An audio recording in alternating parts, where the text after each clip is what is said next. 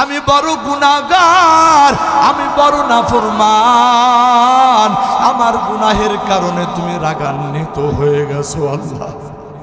আল্লাহ, আমার গুনার কারণে আজকে আমার এলাকার মানুষ বৃষ্টি বঞ্চিত। ওগো আল্লাহ, আমার কারণে আজকে তুমি রাগান্বিত হয়ে আছো আল্লাহ। আয় আল্লাহ, আমি তো তোমার একজন নগণ্য বান্দা। আল্লাহ, আমার ভুল হয়েছে আল্লাহ।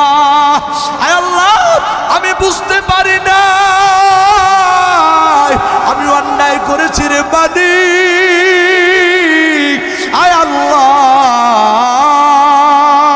আমার ভুল হয়ে গেছে, দয়া করে আমার গুনাহ খাতাগুলি মাফ করে দাও। ওগো আল্লাহ, আমি কথা দিলাম গো মালিক, আজকের পর থেকে নিয়া এই জমিনে যতদিন বাঁচবো গো আল্লাহ, আর কোনোদিন নাফরমানি করব না, আর কোনোদিন কোনো গুনাহের কাজ করব না। আয় আল্লাহ, তুমি নারাজ হও এমন কোনো কাজ করব না রে মালিক। আজকের পর থেকে নিয়া এমন কোনো দিন যাবে না যেই দিনে তোমার সিজদা দেব না। আজকের পর থেকে নিয়া এমন কোনো সময় যাবে না যেই সময়ে আমি তোমার নাম স্মরণ করব না। ওগো আল্লাহ, আজকের মতো তুমি দয়া করে বান্দারে ক্ষমা করে দাও। আমার প্রাণের ভাইরা, আমার ওই বান্দা যখন এইভাবে আল্লাহর কাছে আকুতি মিনতি করিয়া কাঁদে, একদিকে আল্লাহর বান্দা চোখের পানি ফালাইয়া কাঁদতেছে, অন্যদিকে আমার আল্লাহ আসমানের ভিতরে ভারী মেঘ জমায়ে দিয়েছে।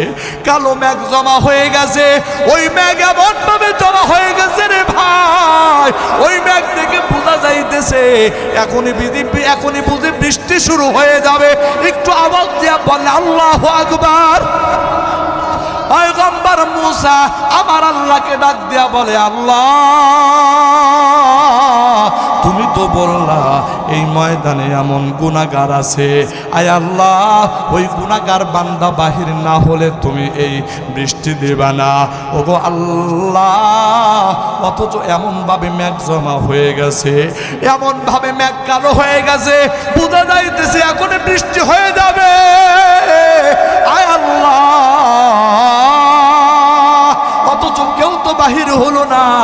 আমার আল্লাহ মূসাকে ডাক দেয়া বলে, মূসা রে, একটা গোপনে একটা কারবার হয়ে গেছে। পয়গম্বর মূসা বলে, আল্লাহ, বুঝলাম না কি কারবার। আমার আল্লাহ ডাক দেয়া বলে, মূসা রে, যেই বান্দার কারণে আমি আল্লাহ বৃষ্টি বন্ধ করে রাখছিলাম, ওই বান্দার কারণে আমি আল্লাহ এখন বৃষ্টি দিয়ে দিব। হযরত মূসা বলে, আল্লাহ, বিষয়টা কি? আমার আল্লাহ ডাক দিয়া বলে, মূসা রে, আমার ওই বান্দা আমি আল্লাহর কাছে তওবা করছে। আমার বান্দা বলে, আল্লাহ, আমি বুঝতে পারি নাই, আমি ভুল করেছি আল্লাহ। আয় আল্লাহ, আমার ভুলগুলি ক্ষমা করে দাও। আল্লাহ, আমি ভুল করেছি, এখন আমার বুঝ হয়ে গেছে রে মালিক, আমারে তুমি ক্ষমা করে দাও। ওই বান্দা তওবা করেছে, আজকের পর থেকে নিয়ে আর গুনাহ করবে না। ওই বান্দা যখন তওবা করেছে, আমি আল্লাহরে আল্লাহ বলে ডাক দিয়েছে, আমি আল্লাহ, আমার রহমতের দরিয়ার ভিতরে ঢেউ শুরু হয়ে গেছে, আমার রহমতের দরিয়ায় ঢেউ শুরু হইয়া গেছে। এই জন্য আমি আমার বান্দারে মাফ করে দিছি। শুধু মাফ করে দেই নাই, বরং আমি আমার বান্দার উসিলায় বৃষ্টির ফায়সালা করে দিয়েছি। একটু জবান খুলিয়া আওয়াজ দিয়া জোরে জোরে বলেন সুবহানাল্লাহ। আমার প্রাণের ভাইরা, আমার বন্ধুরা, আমি আর কিছুক্ষণ পরে চলে যাব রে ভাই, আপনাদের মাঝ থেকে বিদায় হয়ে যাব। আল্লাহর বান্দা, এই ময়দানে এখন আমরা যতগুলো ইমানদার বান্দা আছি, ও বন্ধু, আজকের এই আলোচনার থেকে যদি দিলটা একটু নরম হয়ে যায় আমার প্রাণের ভাইরা, তাহলে এই ময়দানে বসিয়া রাত্র যখন গভীর হয়ে গেছে, আমার আল্লাহর রহমতের নজরটা আমাদের দিকে পড়ে আছে রে ভাই। এইরকম একটা পরিস্থিতিতে আমরা কি দুইটা হাত আমার আল্লাহর দিকে একটু উঠায় দিতে পারি না? সবাই দুইটা হাত আমার আল্লাহর দিকে একটু উঠায় দেন, মালিককে ডাক দিয়া বলেন, মালিক আল্লাহ ভুল করেছি গো, গুনাহ করেছি না জেনে না বুঝিয়া। আয় আল্লাহ আমি বড় অন্যায় করেছি, বুঝতে পারি নাই। আল্লাহ মেহেরবানি করে আমাদের গুনাহগুলি মাফ করে দাও। আয় আল্লাহ এমন গুনাহ করেছি, একটা গুনার জন্য যদি তুমি আযাব দাও, কোটি কোটি বছর জাহান্নামের আগুনে জ্বলা লাগবে। আয় আল্লাহ ওই জাহান্নামের আযাব এক মুহূর্ত বরদাস্ত করার মতো সাহস নাই। আল্লাহ তাই তোমার দরবারে মাফ চাইবো। আয় আল্লাহ মেহেরবানি করে আমাদের গুনাহ খাতাগুলি মাফ করে দাও। বেকারি কথা দিলাম, এই জীবনে যতদিন বেঁচে থাকবো গো আল্লাহ, আর কোনোদিন মিথ্যা কথা বলবো না, আর কোনোদিন নামাজ ছাড়বো না, আর কোনোদিন আল্লাহ সুদ ঘুষ খাবো না, মানুষের প্রতি জুলুম করবো না, মদ ইয়াবা সেবন করবো না। আয় আল্লাহ আর জীবনে আপনার নাফরমানি করবো না গো আল্লাহ। আমরা খালিস দিলে তওবা করতেছি গো আল্লাহ, মেহেরবানি করে আমাদের তওবাগুলি তুমি কবুল করে নাও। জবান খুলিয়া আওয়াজ দিয়া জোরে জোরে বলেন আমিন। আল্লাহ এখনো হাত উঠানো আছে, জীবনে কত তওবা করেছি, আবার তওবা ভঙ্গ করেছি গো আল্লাহ। আজকে যে তওবা করতেছি, এই তওবার উপরে মৃত্যু পর্যন্ত আমাদেরকে অটল থাকার তৌফিক দান করে দাও। একটু জবান খুলিয়া আওয়াজ দিয়া জোরে জোরে বলেন আমিন।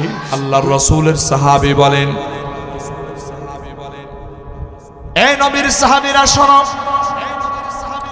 আল্লাহর রাসূল এই কথাটা যে আমাকে বলে নাই এটা আমি ভালো করে জানি, কিন্তু শুনে রাখো, আমি যখন মসজিদুন নববীর দিকে আসতেছি, ওই সময় আল্লাহর রাসূলের পবিত্র জবানের এই কথা আমি শোনার পর আমার এতটুকুন স্পর্ধা হলো না একটা কদম পা সামনে বাড়াই। আল্লাহর রাসূল সাল্লাল্লাহু আলাইহি ওয়াসাল্লামের পবিত্র জবান দিয়া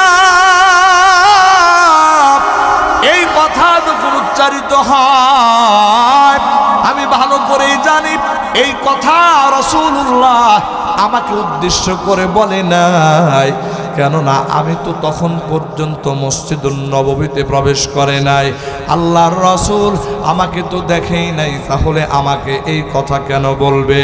ওরে বন্ধু, আল্লাহর রাসূলের সাহাবী বলতেছেন, আল্লাহর রাসূলের এই কথাটা শোনার পরে আমার এতটুকুন স্পর্ধা হলো না, আমার এতটুকুন দুঃসাহস হলো না, একটা কদম পা আমি সামনের দিকে বাড়াই, যার কারণে আমি আর সামনের দিকে না যাইয়া এই জায়গার ভিতরে আমি আল্লাহর রাসূলের কথা অনুযায়ী বসে পড়েছি।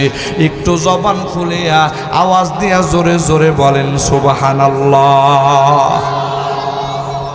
আমার প্রাণের ভাইয়েরা, আমার বন্ধুরা, এইরকম ভাবেই আল্লাহর রাসূলের সাহাবী রাসূলুল্লাহর কথাগুলি তাদের জীবনে এত গুরুত্ব দিয়ে তারা আমল করত। আল্লাহু আকবার। আমার বন্ধুরা, শুধু তাই নয়, এমনও অনেক বিষয় আল্লাহর রাসূলের জীবনে ঘটে গেছে যেই বিষয়গুলো সাহাবা আজমাইনদের জীবনে আমল করা জরুরি ছিল না। ওরে বন্ধু, অথচ এই রকম অনেক বিষয় আল্লাহর রাসূলের জীবনে ঘটে গেছে যেই বিষয়গুলো নবীর সাহাবীরা তাদের জীবনে আমল করেছেন।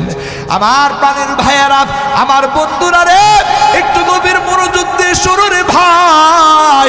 আল্লাহর রাসূলের আরো একজন সাহাবী ছিলেন হযরতে আব্দুল্লাহ ইবনে আব্বাস রাদিয়াল্লাহু তাআলা আনহু। আল্লাহর রাসূলের ইন্তেকালের পর ওরে বন্ধু হযরতে আব্দুল্লাহ ইবনে আব্বাস রাদিয়াল্লাহু তাআলা আনহু এই রকম ভাবে সফরে বাহির হলেন। সফরে যখন বাহির হলেন, সফরের কিছু সঙ্গী সাথী তার সাথে ছিল। আমার প্রাণীর ভাইরা মরুভূমি পাড়ি দিয়ে এমন একটা রাস্তায় তিনি চলতেছেন যেই রাস্তার পাশে ছিল জঙ্গল। ওরে বন্ধু এই জঙ্গলের পাশ দিয়ে যখন চলতেছে হঠাৎ করে হযরত আব্দুল্লাহ ইবনে আব্বাস রাদিয়াল্লাহু তাআলা আনহু ঘোড়াকে থামায়া দিলেন। ঘোড়া থামায়া হযরত আব্দুল্লাহ ইবনে আব্বাস ঘোড়ার পিঠ থেকে অবতরণ করলেন। অবতরণ করার পর হযরত আব্দুল্লাহ ইবনে আব্বাস হাঁটি হাঁটি পা পা করে জঙ্গলের গভীরে ঢুকে গেলেন। ঢুকে যাওয়ার পর কিছু সময় এখানে বসলেন। বসাটা ছিল এমন বসারে বন্ধু, বসাটা দেখে মনে হইতেছে যেন তিনি প্রাকৃতিক প্রয়োজন সেরেছেন। ওরে বন্ধু এই রকম ভাবে কিছুক্ষণ বসার পরে হযরতে আব্দুল্লাহ ইবনে আব্বাস ওখান থেকে উঠে চলে আসলেন আর জিজ্ঞেস করলেন, এই আমার সফরের সঙ্গী ভাইরা, তোমরা কি জানোনি এই জায়গায় আমি কেন দাঁড়াইলাম? এবার সফর সঙ্গীরা বলে, হুজুর আমরা মনে করেছি আপনি বুঝি প্রাকৃতিক প্রয়োজন সারার জন্য গিয়েছেন। হযরতে আব্দুল্লাহ ইবনে আব্বাস বলেন, না না, আমি কোনো প্রাকৃতিক প্রয়োজন সারার জন্য যাই নাই। তবে কেন গিয়েছি শোনো, আমার জীবদ্দশায় আমি নিজে রাসূলকে দেখেছি। আমার নবীজি সাল্লাল্লাহু আলাইহি ওয়াসাল্লাম একদিন এই জঙ্গলের পার্শ্ব দিয়ে সফরে বের হয়েছেন, আর ওই সফরে আল্লাহর রাসূলের সঙ্গে আমি ছিলাম। আল্লাহু আকবার বলেন। হযরত আব্দুল্লাহ ইবনে আব্বাস বলতেছেন, ওই সফরে আমি আল্লাহর রাসূলের সঙ্গে ছিলাম। ওরে বন্ধু ওই আব্দুল্লাহ ইবনে আব্বাস বলতেছেন, আমি যখন আল্লাহর রাসূলের সঙ্গে ছিলাম আমি দেখেছি আল্লাহর রাসূল সাল্লাল্লাহু আলাইহি ওয়াসাল্লাম এই জায়গার ভিতরে ঘোড়া থেকে আরোহণ করার পরে তিনি জঙ্গলের মধ্যবর্তী জায়গায় গভীর জঙ্গলে তিনি প্রবেশ করলেন, প্রাকৃতিক প্রয়োজন সারলেন। সারার পরে আল্লাহর রাসূল আবার পবিত্রতা অর্জন করার পর আবার তিনি ঘোড়ার পিঠে আরোহণ করে এখান থেকে সফর শুরু করেছিলেন। আজকে আমি এই জায়গায় আমার প্রাকৃতিক কোনো প্রয়োজন সারার জন্য যাই নাই, শুধুমাত্র আমার রাসূলের অনুসরণ করার জন্য এই জায়গায় আমি অবস্থান নিয়েছি। তার মানে এই যে তোমরা দেখলাম আমি জঙ্গলের ভিতরে গেছি, ওখানে যাইয়া বসেছি, আবার ওখান থেকে আমি হেঁটে হেঁটে চলে আসলাম। এটা এই জন্য করলাম কেননা আমি আমার নবীজিকে এই কাজটা করতে দেখেছি, যার কারণে আমিও আমার রাসূলকে নকল করিয়া এই কাজ করলাম। ওরে বন্ধু এই রকম ছিল সাহাবা আজমাইনরা রাসূলুল্লাহ সাল্লাল্লাহু আলাইহি সাল্লামের অনুসরণকারী। আমার নবী যত কথা বলেছেন এই কথাগুলো বড় মনোযোগ সহকারে শুনেছেন। আমার নবী যত কাজ করেছেন যদিও বা ওই কাজটা আমল করার মতো ছিল না, এরপরেও আল্লাহর রাসূলের সাহাবীরা ওই কাজেরও পর্যন্ত অনুসরণ করিয়া দুনিয়ার মানুষকে বুঝাইছেন, ও দুনিয়ার ইমানদার শুনে নাও, যদি তোমরা মুক্তি পেতে চাও, যদি দুনিয়ার ভিতরে উন্নত আদর্শের মানুষ হইতে চাও, তাহলে আমার রাসূলকে অনুসরণ করো, আমার রাসূলকে অনুকরণ করো, তাহলে বান্দা এই দুনিয়াতে তোমরা শ্রেষ্ঠ মানুষের রূপান্তর হইবা। একটু জবান খুলিয়া আওয়াজ দিয়া জোরে জোরে বলেন কথা ঠিক কিনা? আমার প্রাণের ভাইয়ারা, আমার বন্ধুরা, এই জন্য আমার আল্লাহ পবিত্র কুরআনুল কারীমের মধ্যে বলেন, কুল ইন কুনতুম তুহিব্বুনাল্লাহা ফাত্তাবিউনি ইউহিব্বুকুমুল্লাহু ওয়া ইয়াগফির লাকুম যুনুবাকুম ওয়াল্লাহু গফুরুর রহিম।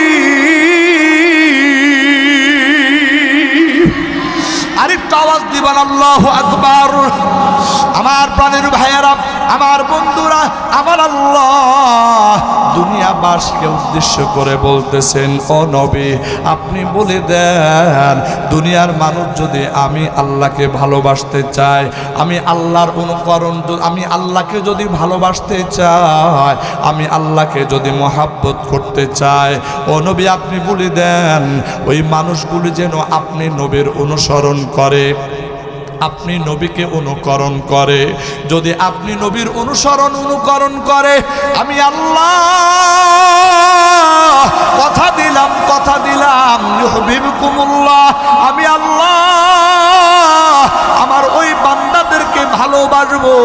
শুধু ভালোবাসবো না, আমার আল্লাহ বলেন ওয়ায়াগফির লাকুম যুনুবাকুম ওয়াল্লাহু গফুরুর রহিম।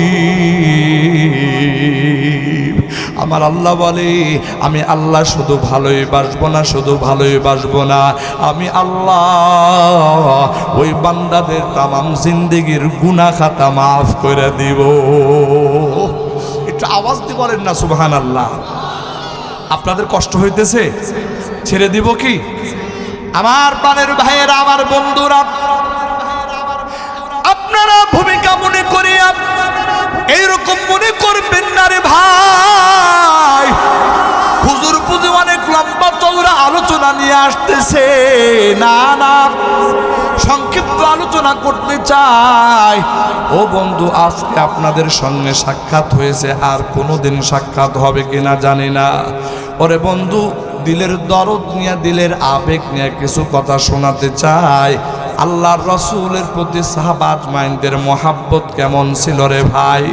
আমার প্রাণের ভাইয়েরা, একটু গভীর মনোযোগ দিয়ে শোনো রে ভাই, সাহাবাদের আমলের পরিস্থিতিটা কেমন ছিল। আমার বন্ধুরা, আল্লাহর রসুলের একজন জলিলুল কদর সাহাবী, যার নাম ছিল হযরত আবু হুরায়রা রাদিয়াল্লাহু তাআলা আনহু। এই আবু হুরায়রা আল্লাহর রসুলের এমন একজন সাহাবী, এই সাহাবী আল্লাহর রসুলের বলা কথাগুলো, আল্লাহর রসুলের বলা কথা অর্থাৎ হাদিসগুলো সব থেকে বেশি বর্ণনা যেই সাহাবী করেছেন, ওই সাহাবীর নাম হলো হযরতে আবু হুরায়রা। আমার প্রাণের ভাইরা, আমার বন্ধুরা, এই আবু হুরায়রা একদিন হযরতে আব্দুল্লাহ ইবনে আব্বাস রাদিয়াল্লাহু তাআলা আনহুকে ডাক দিয়া বলে, ও আব্দুল্লাহ ইবনে আব্বাস শুনো রে, আল্লাহর রসুলের এমন একটা হাদিস আমি আমার নিজের কান দিয়ে শুনেছি, যদি তুমি শুনতে চাও তাহলে আল্লাহর রসুলের ওই হাদিসখানা আমি তোমাকে শোনায়া দিতে চাই, তোমাকে শোনায়া দিতে চাই।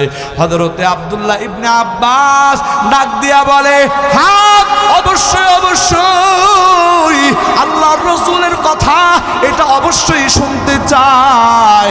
আমার বন্ধুরা, এবার হযরতে আবু হুরায়রা রাদিয়াল্লাহু তাআলা আনহু বলেন, ও আব্দুল্লাহ ইবনে আব্বাস, আমি আল্লাহর রসুলের পবিত্র জবান থেকে নিজ কানে শুনেছি, আল্লাহর রসুল বলেছেন যখন কোনো এলাকার ভিতরে কোনো মুসলমান ব্যক্তি মারা যায়, ওই মুসলমান ব্যক্তি মারা যাওয়ার পর ওই মুসলমান ব্যক্তির জানাজার নামাজে যেই সমস্ত মুসলমানরা অংশগ্রহণ করে, এরপরে যখন জানাজা শেষ হয়ে যায়, ওই লাশ বহন করিয়া কবরস্থানের দিকে যখন নেওয়া হয়, ওই সময় ওই লাশের পিছনে পিছনে যারা হাঁটতে হাঁটতে কবরস্থান পর্যন্ত যাবে, যাওয়ার পরে ওই মুর্দা ব্যক্তিকে যখন দাফন করা হবে, ওই দাফনের কাজে যারা সহযোগিতা করবে, তার মানে ওই মৃত ব্যক্তিকে দাফন করার জন্য যারা মাটি দিবে, কবরে মাটি দিবে। আমার প্রাণের ভাইয়েরা, আমার বন্ধুরা, হযরত আবু হুরায়রা বলতেছে, আল্লাহর রাসূল ইরশাদ করেছেন, যেই মুসলমান ইমানদার এই রকম জানাজায় অংশগ্রহণ করবে, অংশগ্রহণ করার পর তার দাফন কাফনে শরীক হয়ে যাবে, ওরে বন্ধু ওই ব্যক্তির আমল নামায় আমার আল্লাহ এক উহুদ পাহাড় সমপরিমাণ সওয়াব জমা করে দিবেন। একটু জোরে জোরে জবান খুলে আওয়াজ দিয়া জোরে বলেন সুবহানাল্লাহ। উহুদ পাহাড় দেখছেন কে? উহুদ পাহাড় কেউ দেখছেন এখানে? কি কয় হজ করছে, উমরা করছে, এরকম কেউ নাই? অনেক আল্লাহর বান্দা আছে মাশাআল্লাহ। আমার বানের ভাইয়ারা, হাদিসে পাকের মধ্যে যে উহুদ পাহাড়ের কথা বলা হয়েছে রে ভাই, এই উহুদ পাহাড় হলো প্রায় 7 কিলোমিটার লম্বা। এত বিশাল পাহাড়, আমার আল্লাহ এই সমস্ত জায়গার ভিতরে যত জায়গায় উহুদ পাহাড় বলেছেন, এই সমস্ত জায়গা আসলে উহুদ পাহাড় উদ্দেশ্য না ওরে বন্ধু। ওই সমস্ত জায়গায় মূল উদ্দেশ্য হলো সওয়াবের আধিক্যতা বোঝানো ওরে বন্ধু। হযরতে আব্দুল্লাহ ইবনে আব্বাস রাদিয়াল্লাহু তাআলা আনহু যখন হযরতে আবু হুরায়রার কাছ থেকে এই হাদিস কানে শুনেছে রে ভাই, এই হাদিস কানা ওই সময় পর্যন্ত আব্দুল্লাহ ইবনে আব্বাসের জানা ছিল না। আব্দুল্লাহ ইবনে আব্বাস এই হাদিস কানা শোনার পর তিনি এমন ভাবে আফসোস করতে আরম্ভ করলেন, হায় আফসোস, হায় আফসোস, আমি আমার জীবন থেকে বহু উহুদ পাহাড় সমপরিমাণ সওয়াব থেকে বঞ্চিত হয়ে গেলাম ওরে বন্ধু। হযরতে আব্দুল্লাহ ইবনে আব্বাস এমন ভাবে তিনি আফসোস করতেছেন, বোঝা যাইতেছে যেন এই দুনিয়াতে সব থেকে আপন জিনিসটা হারাইলে মানুষ যেমন ব্যথিত হয়, আপন জিনিস হারাইলে মানুষ যেমন দুঃখিত হয়। আরে ভাই, হযরতে আব্দুল্লাহ ইবনে আব্বাস এইরকম একটা ছোট্ট আমল ছুটে যাওয়ার কারণে এমন ভাবে আফসোস করতে আরম্ভ করেছেন। অথচ আব্দুল্লাহ ইবনে আব্বাস ওই সাহাবীর নাম, যেই সাহাবীর জীবদ্দশায় কোনোদিন ফরজ আমলে ঘাটতি ছিল না, যেই সাহাবীর জীবনে কোনোদিন ওয়াজিব আমলে ঘাটতি ছিল না, আল্লাহর রাসূলের সুন্নতের কোনো ঘাটতি ছিল না। শুধু তাই নয়, ছোট ছোট নফল আমল পর্যন্ত যেই সাহাবীর জীবনে ছুটত না রে বন্ধু, এইরকম একজন সাহাবীর নাম হযরতে আব্দুল্লাহ ইবনে আব্বাস রাদিয়াল্লাহু তাআলা আনহু। কিন্তু এই ছোট্ট আমলটার কথা শুনিয়া হযরতে আব্দুল্লাহ ইবনে আব্বাস এমন ভাবে আফসোস করতে আরম্ভ করেছে রে ভাই, দেখে বুঝা যাইতেছে যেন দুনিয়ার অনেক বড় দামি জিনিস তিনি হারায় ফেলাইছে। আমার বন্ধুরা, এবার আমি আর আপনি, আমাকে আপনাকে নিয়ে একটু চিন্তা করা দরকার, যার জীবনে আমলের কোনো ঘাটতি ছিল না রে বন্ধু। এইরকম একজন সাহাবী ছোট্ট একটা আমলের কারণে এত ব্যথিত হয়েছেন, এত দুঃখ প্রকাশ করেছেন, অথচ আমার আপনার জীবনে ঈমান আনার পরে সব থেকে বড় আমলটার নাম হলো নামাজ। আমার প্রাণের ভাইয়েরা, আমার বন্ধুরা, আমার আপনার জীবন থেকে এইরকম কত নামাজ ছুটে যাইতেছে রে ভাই, একটা বারের জন্য কোনোদিন আমি আপনি আফসোস করি না। কথা বলেন ঠিক কিনা? আমার প্রাণের ভাইয়েরা, আমার বন্ধুরা, পর্দার অন্তরালে হয়তোবা আমার মা বোনেরা আসে, আমি আমার মা বোনদেরকে বলতে চাই, ও আমার মা বোনেরা, আপনার ঘরের ভিতরে শোকেসের ভিতরে আলমারি আছে, এই শোকেসের ভিতরে আপনি প্লেট সাজায় রাখেন, থালা বাসন সাজায় রাখেন।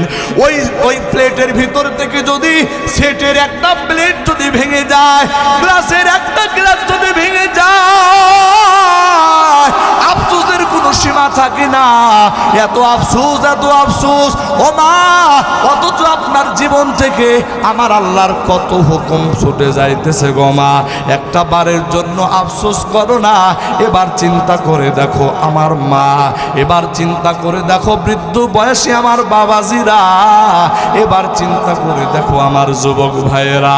আজকে যদি তোমাদেরকে বলা হয়, এই যুবক কেন নামাজ পড়ো না, মুখে কেন দাড়ি রাখো না, এবার যুবক বলে হুজুর এখন কি আমার নামাজের সময় হয়েছে কিনা, এবার যুবক বলে হুজুর এখন কি আমার মুখে দাড়ি রাখার বয়স হয়েছে কিনা।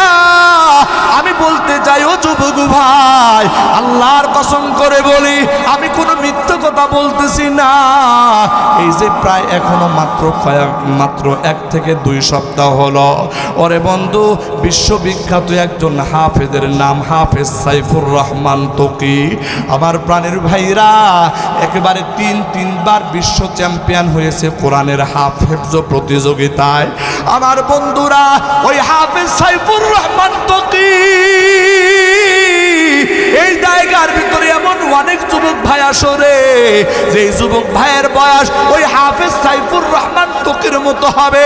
আমার বন্ধুরা, ওই হাফেজ সাইফুর রহমান তকি কিন্তু দুনিয়াতে নাই। ওরে বন্ধু, তোমার এলাকার কবরস্থানের পাশে যাইয়া একটু দেখো না রে ভাই, তোমার মতো কত যুবক কবরের বাসিন্দা হয়ে গেছে। আমার প্রাণের ভাইরা, একটু গভীর মনোযোগ দিয়ে কথাগুলি শুনো রে ভাই। এই যে বাংলাদেশের এই প্রান্ত থেকে ওই প্রান্তে দৌড়ায়, রাস্তাঘাটে কত দুর্ঘটনা নিজের চোখ দিয়ে দেখেছি। আমার প্রাণের ভাইরা, আমার বন্ধুরা, কত জায়গার ভিতরে কত যুবক দুর্ঘটনার শিকার হইয়া রাস্তার ভিতরে পেওয়ারির লাশ হইয়া পড়ে আছে রে ভাই। আল্লাহর কসম, এই রকম দৃশ্য কত দেখেছি হিসাব নাই। ও বন্ধু, তাহলে তুমি কোন কোন অপেক্ষায় আছো? তোমারে কে বললো তোমার বয়স 40-50 বছর না হলে তুমি মারা যাবে না? আল্লাহর কসম, আল্লাহর কসম, এই দুনিয়াতে এমন অনেক ঘটনা ঘটেছে। বর প্রস্তুত হয়ে গেছে, কনের বাড়িতে যাবে, বিয়ে করে নিয়ে আসবে। আমার প্রাণের ভাইয়েরা, আমার বন্ধুরা, আমার বাড়ি নাটোর চলন বিল রে ভাই। এই নাটোর চলন বিলের একটা ঘটনা, গত বছর এই রকম ভাবে এক যুবক বিয়ের প্রস্তুতি নিয়ে নৌকা যোগে বিয়ে করার জন্য কনের বাড়িতে রওনা দিয়েছে। ওরে বন্ধু, এই নৌকা যখন বিলের মাঝখান দিয়া চলতেছে, প্রচন্ড ঢেউ শুরু হয়ে গেছে। ঢেউ শুরু হয়ে যাওয়ার পরে এই যুবক এবং গোটা নৌকাটা পানির ভিতরে ডুবে গেছে। আমার প্রাণীর ভাইরা, আমার বন্ধুরা, ওই জায়গার ভিতরে ওই যে বর, যাকে কেন্দ্র করিয়া কনের বাড়িতে এত আনন্দ, এত ধুমধাম আয়োজন, যেই বর একটু আগে মনের ভিতরে এত সুন্দর কল্পনা, এখন বিয়ে করবে, বিয়ে করার পরে বড় মধুর রাত কাটাবে আর সুন্দর একটা জীবন যাপন করবে। ওরে বন্ধু, এই রকম স্বপ্ন নিয়ে এই বর কিন্তু কনের বাড়ির উদ্দেশ্যে রওনা হয়ে গেল। কিন্তু আমার আল্লাহ প্রতিমধ্যে কিন্তু ওই যুবকরে থামায় দিয়েছে। শুধু থামায় দেয় নাই, ওই যুবক পানির ভিতরে ডুবিয়া দুনিয়া থেকে বিদায় হয়ে চলে গেছে।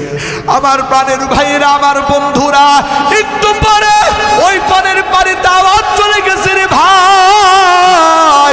যেই বাড়িতে এত সুন্দর আয়োজন চলতেছে, ওই বাড়িতে আওয়াজ চলে গেছে, এই বাড়িতে যেই বর আসার কথা, এই বর আর জীবনে কোনোদিন এই বাড়িতে আসবে না। বলে কেন রে ভাই? বলে ওই বর সহ পানিতে ডুবিয়া, নৌকা ডুবিয়া, ওই বর সহ বরের আত্মীয় স্বজন আরো অনেকে ইন্তেকাল হয়ে গেছে, অনেকে নিহত হয়ে গেছে। আমার প্রাণের ভাইরা, আমার বন্ধুরা, যেই বাড়ির ভিতরে এত আনন্দ ছিল রে ভাই, মুহূর্তের ভিতরে গোটা বাড়িটা কান্নার রোল পড়ে গেছে। আল্লাহর কসম, এই রকম কত ঘটনা আমার আপনার আশপাশে ঘটতেছে রে বন্ধু, কিন্তু আজও পর্যন্ত আমি আর আপনি শিক্ষা নেই না।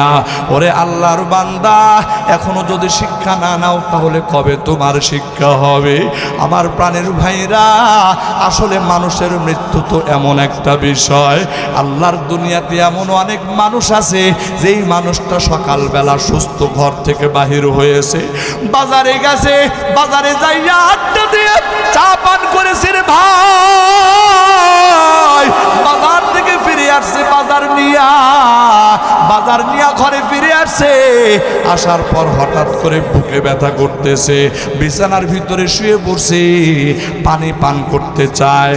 এবার তার মেয়েটা পানি হাজির করলো, এবার পানি নিয়া বাবার শিওরে যায়। বাবারে যখন পানি দেয় বাবা আর হাত দিয়ে পানি ধরে না, বাবার হাত নাড়াচাড়া দেয়, বাবা আর হাত দিয়ে নাড়াচাড়া করে না, বুকের ভিতরে হাত দিয়ে নাড়াচাড়া করে। ওই বাবা আর কোনো কথা বলে না রে ভাই। এক সময় বুঝ হয়ে যায় ওই বাবা আর দুনিয়াতে নাই। আমার প্রাণের ভাইয়েরা, আমার বন্ধুরা, একটু পরেই মসজিদের মাইকের ভিতরে এলান বেজে যায়। সকালবেলা যারা তার সঙ্গে একসাথে বাজারে বসে চা পান করেছে, একসাথে গল্প গুজব করেছে রে ভাই, এই মানুষগুলো বলে আহারে সকালবেলা তো লোকটারে সুস্থ দেখলাম, একসাথে চা পান করলাম, এই মানুষটা এখন দুনিয়া থেকে বিদায় হয়ে গেল। আমার প্রাণের ভাইয়েরা, আমার বন্ধুরা, এটাই তো দুনিয়ার চরম বাস্তবতা রে ভাই। এই দুনিয়া এইরকম কত ঘটনার সাক্ষী হয়ে আছে। বাবা দুনিয়াতে বেঁচে আছে, সন্তান দুনিয়াতে নাই, দাদা দুনিয়াতে বেঁচে আছে, নাতি দুনিয়াতে নাই, বড় ভাই দুনিয়াতে আছে, ছোট ভাই দুনিয়া থেকে বিদায় হয়ে চলে গেছে। ওরে বন্ধু, এই কথা প্রমাণ করে আমার আপনার মৃত্যুটা কখন আসবে কোনো গ্যারান্টি নাই।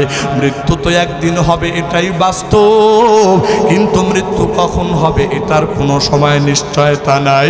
আমার প্রাণের ভাইরা, আমার বন্ধুরা, একজন মুমিন ইমানদার এই কথা মাত্র বিশ্বাস করে রে ভাই, চোখের পাতা বন্ধ করার পর এই চোখের পাতা খোলার আগে হয়তো বা মৃত্যুর ডাক চলে আসতে পারে।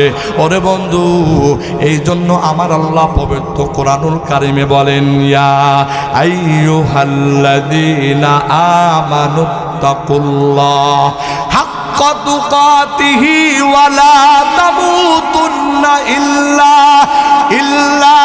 ওয়া আনতুম মুসলিমুন।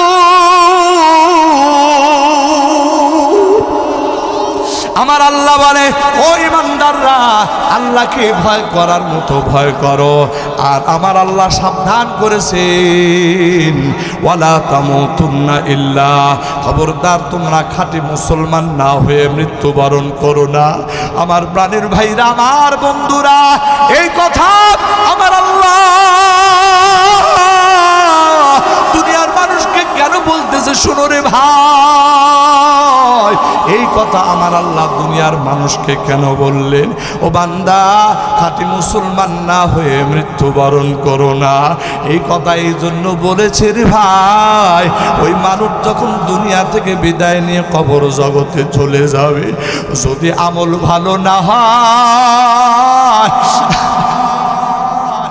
যদি আমল নিয়ে নাইতে না পারে, আরে ভাই ওই ব্যক্তি যখন কবরে চলে যাবে রে ভাই, ওই কবর দুই দিক থেকে এমন ভাবে চাপ দিয়ে ধরবে, এমন ভাবে চাপ দিয়ে ধরবে রে ভাই, একদিকের হাড্ডিগুলো অন্য সাইডের হাড্ডিগুলোর ভেতরে ঢুকে যাবে। আর এত জোরে চিৎকার করবে রে বন্ধু, ওই চিৎকারের আওয়াজ যদি দুনিয়ার মানুষ শুনতে পাইতো, আল্লাহর কসম জীবনে আর কোনোদিন ঘর সংসার করতে পারতো না, বাজার সদাই করতে পারতো না, জীবনে আর কোনোদিন কোনো মানুষের খোঁজ খবর নিতে পারতো না। ওই মানুষ পাগল হইয়া জঙ্গলে জঙ্গলে দৌড়াইতো। আমার প্রাণের ভাইরা, আমার বন্ধুরা, শুধু তাই নয় রে ভাই, হাদিসে পাকের মধ্যে আছে, ওই নাফরমান বেনামাজি বান্দার শাস্তি দেওয়ার জন্য আমার আল্লাহ কবরের ভিতরে এইরকম সাপ ঢুকাইয়া দিবে। ওরে বন্ধু, ওই সাপ একদিনের সমান লম্বা হবে, ওই সাপের চোখ দিয়া এইরকম আগুন দাউ দাউ করে জ্বলতে থাকবে, ওই সাপের নখগুলো হবে তামার, একটা আসর যদি দেয় একেবারে গোটা বডিটা ছিন্ন ভিন্ন হয়ে যাবে রে ভাই।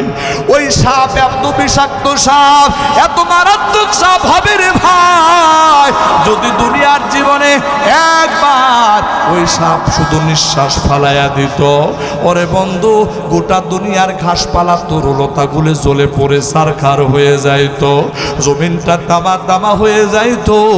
আমার বন্ধুরা, তাহলে বোঝা যায় এই সাপের বিষটা কেমন হবে।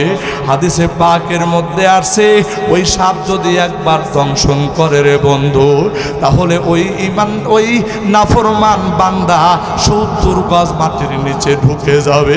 আমার প্রাণের ভাইরা, আমার বন্ধুরা, ওই সাপ ওই নাফরমানকে ডাক দিয়ে বলবে, এ নাফরমান, আমার আল্লাহ দুনিয়ার জীবনে তোর এত এত নিয়ামত দান করেছে, আমার আল্লাহ তোর জন্য সূর্য দিয়েছে, চন্দ্র দিয়েছে, আমার আল্লাহ আসমান বানাইছে, জমিন বানাইছে, আমার আল্লাহ দিন বানাইছে, রাত বানাইছে। ওরে বান্দা, এই সবগুলি তোর সুবিধার জন্য বানাইছে, কিন্তু তুই এত সুবিধা পাইয়া একটা বারের জন্য মালিককে সিজদা দাও না। এই জন্য আমার আল্লাহ এইরকম ভাবে আমাকে পাঠাইছে তোরে আযাব দেওয়ার জন্য। এই কথা বলিয়া যোহরের নামাজ না পড়ার কারণে আসর পর্যন্ত দংশন করতে থাকবে, আসর নামাজ না পড়ার কারণে মাগরিবের নামাজ পর্যন্ত কামড়াইতে থাকবে, মাগরিবের নামাজ না পড়ার কারণে ঈশার নামাজ পর্যন্ত কামড়াইতে থাকবে, ঈশার নামাজ না পড়ার কারণে ফজরের নামাজ পর্যন্ত কামড়াইতে থাকবে, ফজরের নামাজ না পড়ার কারণে জোহরের নামাজ পর্যন্ত কামড়াইতে থাকবে। আরে ভাই, একদিন দুই দিন নয়, কিয়ামত পর্যন্ত কবরের ভিতরে এই রকম আযাব চলতে থাকবে রে বান্দা। এবার চিন্তা করে দেখো না, আল্লাহর বান্দা তুমি বরদাস্ত করতে পারবা কিনা। এরপরে আমার আল্লাহ ওই বেনামাজিকে জাহান্নামের ভিতরে ফালাইয়া দিবে। ওই জাহান্নামের আযাব কত ভয়ঙ্কর, কত মারাত্মক, কত মারাত্মক। আমার প্রাণের ভাইরা, আমার বন্ধুরা, দুনিয়ার আগুন থেকে জাহান্নামের আগুন 70 গুণ বেশি তাপওয়ালা হবে রে। অথচ দুনিয়ার এই সামান্য আগুনের ভিতরে আমি আমার হাতখানা 2 সেকেন্ডের জন্য রাখতে সাহস পাই না। আমার বন্ধুরা, অনেক সময় অনেক মার্কেটে আগুন ধরে যায়, অনেক বিল্ডিংয়ে আগুন ধরে যায়, অনেক মানুষ ঘুমের ভিতরে থেকে থাকা অবস্থায় আগুন ধরে যায়। ওই আগুন ধরার পরে যেই মানুষটা মারা যায়, ওই আগুনে পুড়ে যাওয়া মানুষের লাশ যখন সামনে আনা হয়, মানুষ আর ওই লাশটা দেখতে যায় না। বলে কেন যাও না? বলে আগুন দিয়ে জ্বলে পড়ে ছারখার হয়ে গেছে, দেখতে ভয় ভয় লাগে। ওরে আল্লাহর বান্দা, দুনিয়ার সামান্য আগুনে পুড়ে যাওয়া এই লাশটা যদি দেখতে তোমার ভয় ভয় লাগে, এবার তুমি চিন্তা করে দেখো, আল্লাহ পাক দুনিয়ার আগুন থেকে যে আগুনটাকে 70 গুণ বেশি তাপ দিয়া বানাইছে। আমার প্রাণের ভাইরা, আমার বন্ধুরা, 1000 বছর এই আগুন জ্বালাইতে জ্বালাইতে এই আগুনের রং ধারণ হয়েছে লাল, এরপরে এই আগুনের রং হয়েছে নীল। 1000 বছর জ্বালানোর পরে এই আগুনের রং হয়েছে নীল, এরপরে আরো 1000 বছর এই আগুনটাকে জ্বালানোর পরে এই আগুনের কালার হয়েছে কালো বর্ণ। আমার প্রাণের ভাইরা, ওই জাহান্নামের আগুন কত ভয়ঙ্কর, কত ভয়ঙ্কর। দুনিয়ার আগুনটা সর্বপ্রথম মানুষের চামড়ার ভিতরে আগুন ধরে, এরপরে চামড়া থেকে গোশতের ভিতরে যায়, এরপরে গোশত থেকে হাড়ের ভিতরে যায়। কিন্তু জাহান্নামের যে আগুন, এই আগুনটা কিন্তু সর্বপ্রথম যাইয়া মানুষের কলিজার ভিতরে কামড় দিয়ে ধরবে।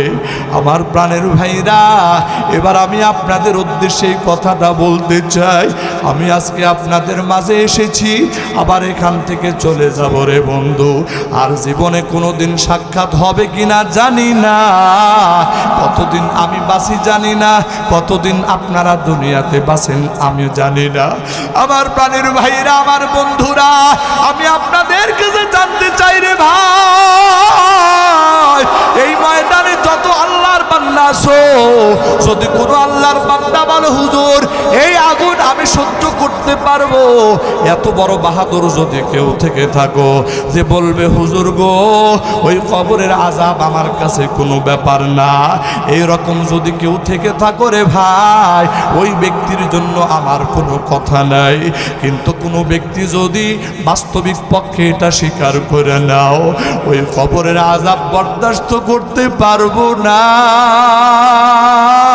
ওই জাহান্নামের আযাব বরদাস্ত করতে পারবো না, এই কথা যদি কেউ স্বীকার করো রে বান্দা, তাহলে আজকের এই ময়দানে আমি খাদেমুল ইসলাম নাটোরী আপনাদেরকে নিয়ে আবার মালিকের দরবারে একটু তওবা করতে চাই। আল্লাহ রে, কত বান্দা এখানে বসে আছে বয়স 30 হয়ে গেছে, কত আল্লাহর বান্দা 50-60 বছর বয়স হয়ে গেছে, কত আল্লাহর বান্দা 70-80 বছর বয়স হয়ে গেছে। আহারে, এই জীবনের বেশিরভাগ সময় শুধু গুনাহ আর গুনাহ করে করে কাটাইলাম। এই অবস্থায় যদি মৌত হয়ে যায়, আল্লাহর আদালতে কেমন করে দাঁড়াবো রে ভাই। আবার প্রাণের ভাইরা, তাই আমি আর আপনি আজকে এই ময়দানে যারা উপস্থিত হয়ে আছি, এই ময়দানে উপস্থিত হইয়া আমার মালিককে ডাক দিয়া বলি আল্লাহ, কোন সময় যেন হায়াত শেষ হয়ে যায়, ও মালিক আমি তো বুঝতে পারি নাই, আমি তো ভুল করেছি আল্লাহ, আমি তো তোমার নাফরমানি করেছি আল্লাহ গো, তুমি আমার ভুলগুলি ক্ষমা করে দাও, আমার গুনাহ খাতাগুলি মাফ করে দাও। আয় আল্লাহ, আমি কথা দিলাম গো মালিক, আজকের পর থেকে নিয়ে দুনিয়াতে যতদিন বাঁচবো, জীবনে আর কোনোদিন তোমার নাফরমানি করব না, আর কোনোদিন মিথ্যা কথা বলবো না, এক ওয়াক্ত নামাজ ছাড়বো না গো আল্লাহ, আর কোনোদিন সুদ ঘুষ খাবো না, আর কোনোদিন আয় আল্লাহ তোমার নাফরমানি করব না। ওরে বন্ধু, এই রকম ভাবে যদি আল্লাহর কোনো বান্দা আমার আল্লাহকে ডাক দেয়, আমার আল্লাহ ওই বান্দার ডাকে সাথে সাথে সাড়া দিয়া আমার আল্লাহ বলে, বান্দা তোমার গুনাহ যদি উহুদ পাহাড়ের সমানও হয়, আরে বান্দা তোমার গুনাহ যদি সমুদ্রের ফেনা থেকেও বেশি হয়, এরপরেও যদি বান্দা তুমি আমি আল্লাহকে ডাক দাও, আমি আল্লাহ তুমি যদি গুনার জন্য অনুতপ্ত হইয়া আমি আল্লাহকে ডাক দিয়ে ফেলো রে বান্দা, আমি আল্লাহ কথা দিলাম রে বান্দা, তুমি যদি আমারে ডাক দাও, আমি আল্লাহ তোমার ডাকে সাড়া দিয়া ওরে বান্দা তোমার জিন্দেগির তামাম গুনাহ খাতাগুলি মাফ করে দেব। একটু জোরে জোরে আওয়াজ দিয়া বলেন সুবহানাল্লাহ।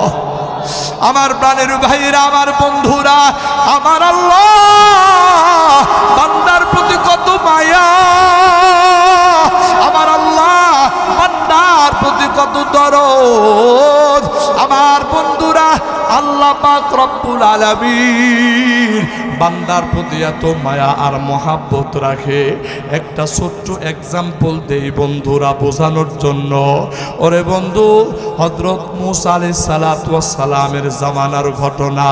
পয়গম্বর মূসা আলাইহিস সালাতু ওয়াস সালামের জামানায় একবার এমন পরিস্থিতি হলো,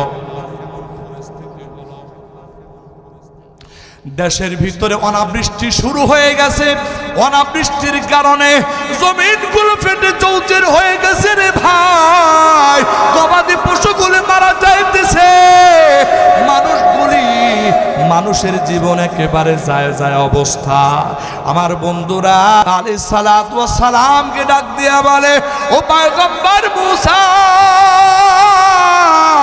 আল্লাহর কাছে একটু দোয়া করো না, আল্লাহ পাক যেন জমিনে রহমতের বৃষ্টি দান করে, এই জমিনটা যেন ঠান্ডা হয়ে যায়, এই জমিনে যেন গবাদি পশুগুলো বেঁচে থাকতে পারে, এই জমিনে যেন মানুষ সুন্দরভাবে বসবাস করতে পারে। একটু দোয়া করো না।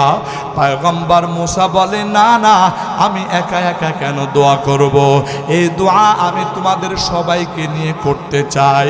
সবাই ময়দানে হাজির। এবার পয়গম্বর মুসা সবাইকে নিয়ে আমার আল্লাহর দরবারে দুইটা হাত উঠায়া মালিকের দরবারে দোয়া করে, আল্লাহ জমিনগুলি ফেটে চৌচির হয়ে গেছে, আল্লাহ গবাদি পশুগুলো মারা যাইতেছে, মানুষের জীবনটা যায় যায় অবস্থা। ওগো আল্লাহ, আপনি জমিনে বৃষ্টির ব্যবস্থা করে দেন, রহমতের বৃষ্টি। আমার প্রাণের ভাইরা এইরকম ভাবে পয়গম্বর মুসা যখন দোয়া করে, আমার আল্লাহ মুসাকে ডাক দেয়া বলে, মুসা দোয়া তো করতেছো, কিন্তু একজন মানুষের কারণে দোয়া কবুল হবে না। ওই একজন মানুষ হলে এমন পাপিষ্ঠ, যেই মানুষটা 40 বছর হয়ে গেছে আমি আল্লাহকে একটা বারের জন্য আল্লাহ বলে ডাক দেয় না। 40 বছর বয়স হয়ে গেছে, আজও পর্যন্ত আমি আল্লাহকে একবার আল্লাহ বলে সিজদা দেয় নাই। ওরে পয়গম্বর মুসা, এই রকম গুনাহগার নাফরমান বান্দা এই ময়দানে থাকাকালীন সময়ে আমি আল্লাহ ওই বান্দার তো কারণে তওবা কবুল করব না, ওই বান্দার কারণে আমি আল্লাহ দোয়া কবুল করব না। আমার প্রাণের ভাইরা, আমার বন্ধুরা,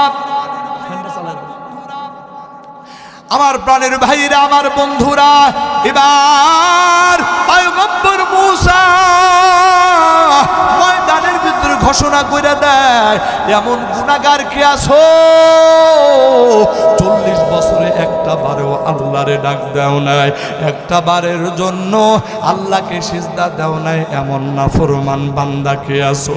তাড়াতাড়ি যাও, তাড়াতাড়ি ময়দান থেকে বাহির হয়ে যাও।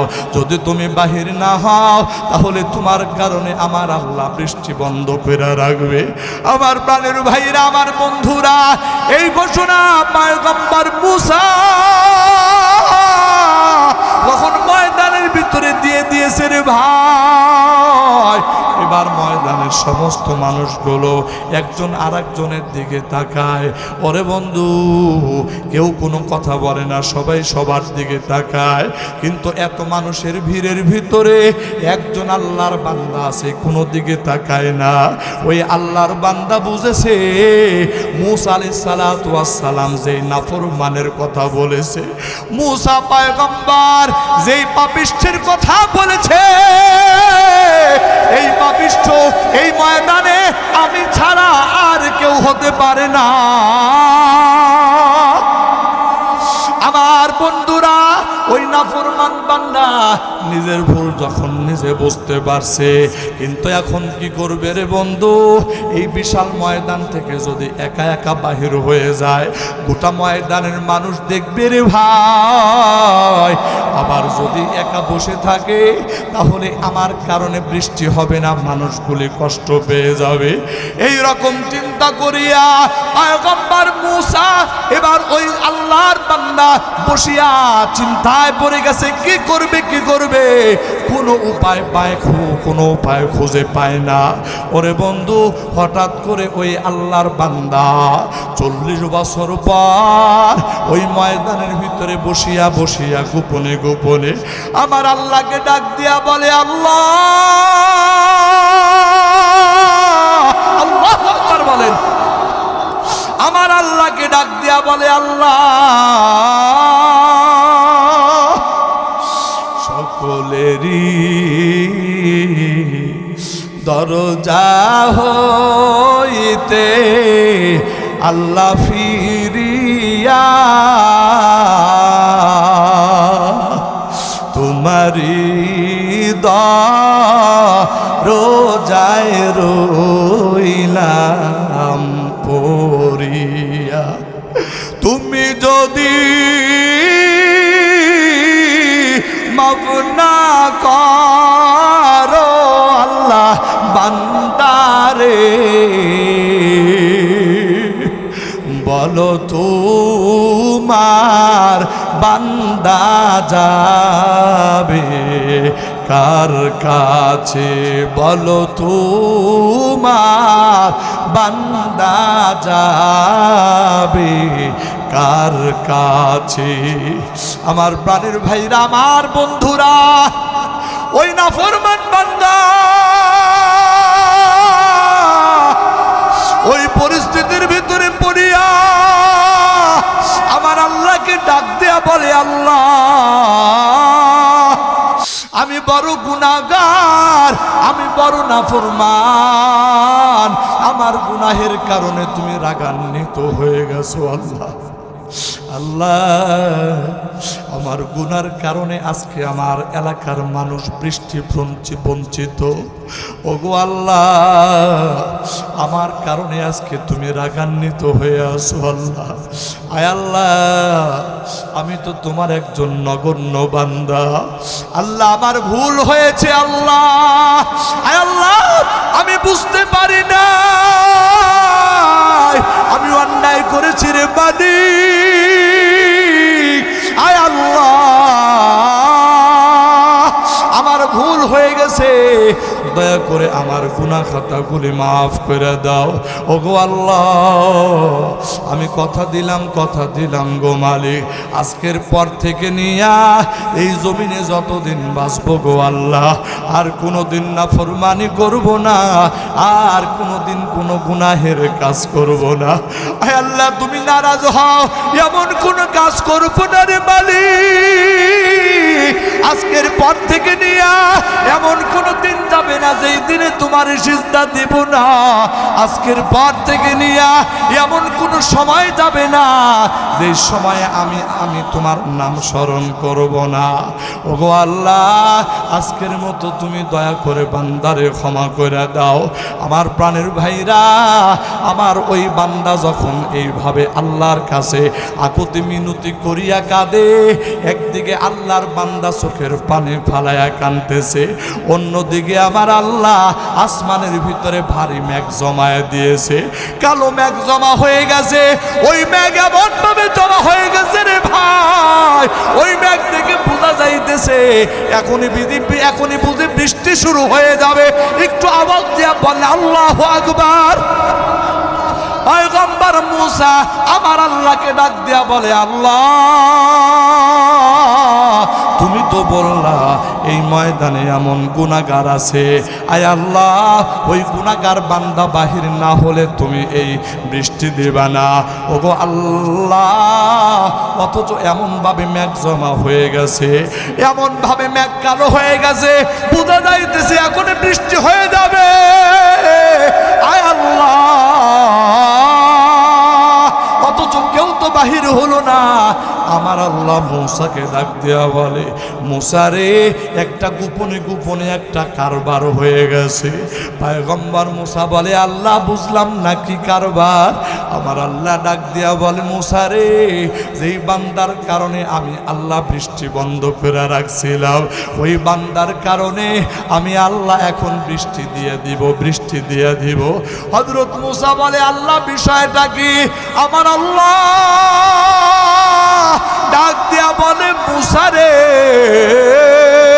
আমার ওই বান্দা আমি আল্লাহর কাছে তওবা করছে আমার বান্দা বলে আল্লাহ আমি বুঝতে পারি নাই আমি ভুল করেছি আল্লাহ আয় আল্লাহ আমার ভুলগুলি ক্ষমা করে দাও আল্লাহ আমি ভুল করেছি এখন আমার বুঝ হয়ে গেছে রে মালিক আমারে তুমি ক্ষমা করে দাও ওই বান্দা তওবা করেছে আজকের পর থেকে নিয়ে আর গুনাহ করবে না ওই বান্দা যখন তওবা করেছে আমি আল্লাহরে আল্লাহ বলে ডাক দিয়েছে আমি আল্লাহ আমার রহমতের দরিয়ার ভিতরে ঢেউ শুরু হয়ে গেছে আমার রহমতের দরিয়ায় ঢেউ শুরু হইয়া গেছে এই জন্য আমি আমার বান্দারে মাফ করে দিছি শুধু মাফ করে দেই নাই বরং আমি আমার বান্দার উসিলায় বৃষ্টির ফয়সালা করে দিয়েছি একটু জবান খুলিয়া আওয়াজ দিয়া জোরে জোরে বলেন সুবহানাল্লাহ আমার প্রাণের ভাইরা, আমার বন্ধুরা, আমি আর কিছুক্ষণ পরে চলে যাব রে ভাই, আপনাদের মাঝ থেকে বিদায় হয়ে যাব। আল্লাহর বান্দা, এই ময়দানে এখন আমরা যতগুলো ইমানদার বান্দা আছি, ও বন্ধু, আজকের এই আলোচনার থেকে যদি দিলটা একটু নরম হয়ে যায় আমার প্রাণের ভাইরা, তাহলে এই ময়দানে বসিয়া বসিয়া রাত্র যখন গভীর হয়ে গেছে, আমার আল্লাহর রহমতের নজরটা আমাদের দিকে পড়ে আছে রে ভাই। এইরকম একটা পরিস্থিতিতে আমরা কি দুইটা হাত আমার আল্লাহর দিকে একটু উঠায় দিতে পারি না? সবাই দুইটা হাত আমার আল্লাহর দিকে একটু উঠায় দেন, মালিককে ডাক দিয়া বলেন, মালিক, আল্লাহ ভুল করেছি গো, গুনাহ করেছি না জেনে না বুঝিয়া।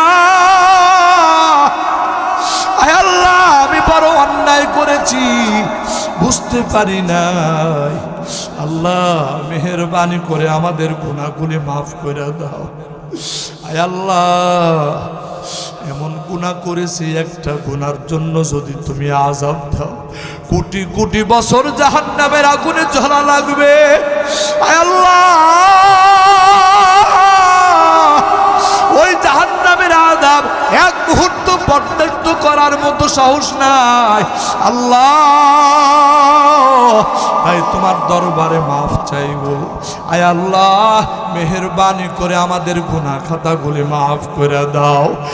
বেকারি কথা দিলাম, এই জীবনে যতদিন বেঁচে থাকবো গো আল্লাহ, আর কোনোদিন মিথ্যা কথা বলবো না, আর কোনোদিন নামাজ ছাড়বো না, আর কোনোদিন আল্লাহ সুদ ঘুষ খাবো না, মানুষের প্রতি জুলুম করবো না, মদ ইয়াবা সেবন করবো না।